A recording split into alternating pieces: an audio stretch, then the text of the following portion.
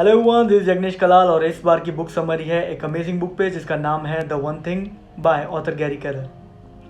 Author बताते हैं कि हम सब लोग कुछ झूठ को सच मान बैठे हैं और उसी के हिसाब से काम करते हैं। जैसे कि एक झूठ है कि मल्टीटास्किंग इज़ बेटर, पर यह बात भी सच है कि अगर आप दो खरगोश को एक साथ पकड़ने जाओगे तो आप एक भी नहीं पकड़ पाओगे।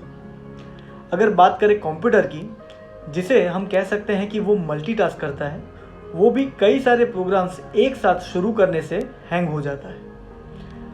अब आप कहेंगे कि अगर हम फ़ोन पे बात करते करते चलेंगे तो वो भी एक मल्टीटास्क हुआ, पर ये सच नहीं है। अगर आपका ध्यान बात करने में है तो आप चलने पे ध्यान नहीं देते, और अगर उसी वक्त आपको रोड क्रॉस करना पड़े तो आपका ध्यान फ़ोन से हट के रोड पे आ जाएगा, अगर आपको अपनी जान प्यारी है तो। ऑथर बताते हैं कि हमें कभी भी बड़े गोल्स को एक साथ अचीव करने की कोशिश नहीं करनी चाहिए। इसका मतलब ये नहीं कि बड़े गोल्स सेट नहीं करने चाहिए, बल्कि उस गोल को छोटे पार्ट्स में डिवाइड करना चाहिए।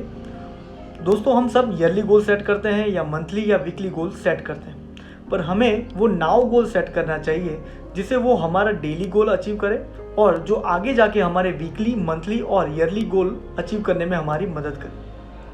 ये चीज़ समझाने के लिए ऑथर हमें डोमिनो इफेक्ट के बारे में बताता है, जिसमें अगर आप एक 2 इंच का डोमिनो लेते हैं तो वो अपने आप से 50% ज़्यादा बड़े डोमिनो को गिरा सकता है। तो अगर हम एक के बाद एक बड़े डोमिनो को सीक्वेंस में रखते हैं तो जो 23rd डोमिनो होगा उसकी साइज एफिल टावर से भी बड़ी होगी और 57th डोमिनो अर्थ से मून तक की दूरी जितना बड़ा होगा।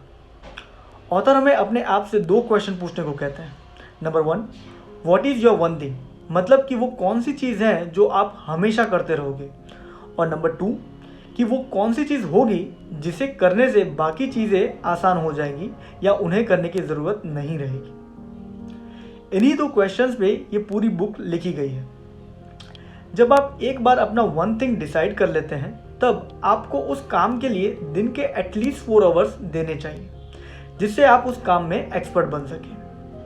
फॉर एग्जाम्पल, अगर आपकी वो एक चीज़ मार्केटिंग है तो आपको दिन के एटलीस्ट 4 आवर्स उसके रिलेटेड ही काम करना चाहिए, पढ़ना चाहिए और उसी फील्ड के लोगों से मिलना चाहिए। तो दोस्तों, ये तो थी book summary of the book the one thing. ये मैंने 2020 में पढ़ी हुई सबसे अच्छी किताब है and I personally recommend to read this book. I will share next book summary very soon. तब तक के लिए stay safe and keep reading.